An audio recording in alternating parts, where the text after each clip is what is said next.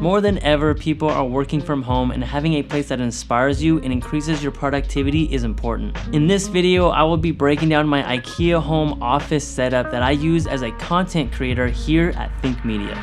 You gotta just press record. This video is brought to you by StreamYard. StreamYard is how we go live here on Think Media, as well as our Think Media podcast YouTube channels. You can also go live into Facebook. StreamYard makes live streaming easy. From the ability to transition from your slides to yourself, as well as upload videos that you can share during a live stream, and it makes it easy to bring on a guest that you can interview and to change between the different camera angles to make it more engaging in real time. Make sure to check out the description below if you'd like to check out StreamYard for yourself.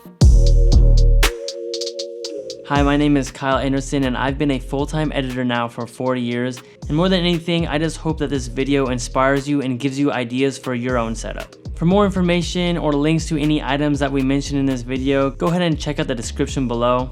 But let's get into the look and aesthetic that I went with, and shout out to Matthew and Cena for inspiring me with this. The first thing I did was paint my main wall a darker color. This puts off a moody vibe, and I tend to get distracted a little easy, so this really helps pull me into my monitors and stay focused on my current project I'm working on. For my tabletop, I went with an 8-foot by 2-foot butcher block from Home Depot. The reason I went with this over the cheaper IKEA alternative is because I really love the look and feel of real wood, but it's also extremely solid, and I knew I was gonna have a lot of gear on top of this, so it just keeps everything stable. Now, when I purchased this was an unfinished table, so I had to sand it myself as well as stain it and put a finish on it, but I personally love the way it turned out, and I think it's really the centerpiece of this whole setup. The butcher block is being held up by 2 cabinets that I purchased from IKEA. These are the Alex model drawer units. I believe they come in 3 different colors. I went with white because it matches the trim of the room.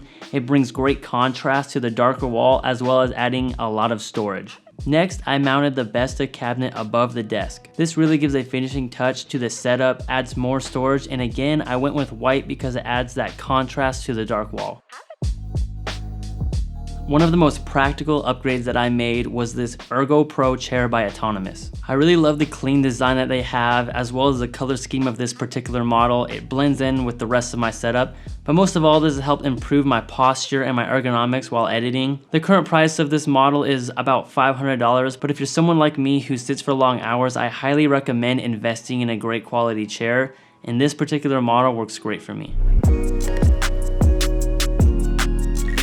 Now, my whole setup is powered by my MacBook Pro, which I have mounted underneath my desk. I did this because I wanted to keep my desktop as clean as possible, and the mount I'm currently using is one that I built myself, but if you're interested in doing something similar, I'll link options in the description below. And paired with this, I'm using Apple's Magic Keyboard and Mouse because I love the minimal look and the slim design. Now, I have my MacBook Pro connected to this hub, which really ties everything on my desk together, and that is the CalDigit TS3 Plus. This one device essentially turns my laptop into a desktop with just one cable. Not only does this charge your laptop, but it also has any port that you will eventually need, and I've command stripped this to the bottom of my desk again to keep it out of the way. If you're interested in the CalDigit, we actually did a dedicated video on this, and you can check that out in the description below. Now, from the CalDigit, I have my 2 32-inch 4K monitors from ViewSonic.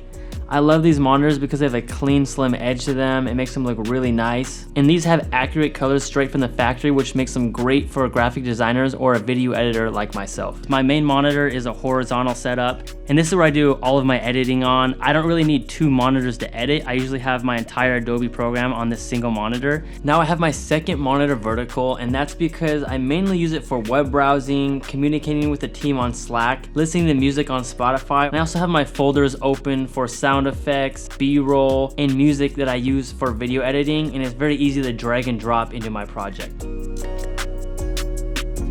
Now, as far as my audio setup goes, I'm using these Yamaha HS5 speakers. I've had these for about 5 years, and they put out a nice clean flat sound. And I have this paired with a JBL subwoofer which sits on the floor, and all of this is controlled by an Apollo sound interface which I have sitting on my desk. Now, this might sound like a lot. You don't really need a setup like this one. Omar gets by with a pair of budget Logitech speakers, but because of the nature of my job where I'm editing a high volume of YouTube videos, ads, and even podcasts, we really want to make sure we have the audio dialed. And so this setup works great for that.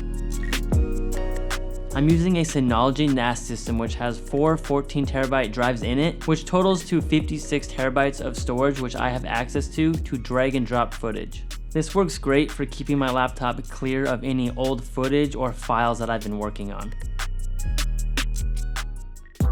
Now typically this is where an office setup would usually end, but because I work from home, I'm constantly needing to hop on Zoom calls to stay in touch with the team or even join in on live streams. And to do that, I use a Canon M50 with a Sigma 16mm lens, and this lens gives you a clean medium wide shot at arm's length distance. For my microphone, I'm using the Rode NT USB Mini. I really love this mic, it sounds great, it looks good, I love the black color, and I love that you just plug it in and it works. Now another cool thing about my vertical monitor is I actually use that as my main light when I'm on Zoom calls. I just open up a notepad and it casts a nice soft light on my face, and then I use this small GVM light on top of the camera to fill in the rest. And I'm actually using that same GVM light for more accent lighting above my desk. And I love the vibes and the moody atmosphere that it puts off.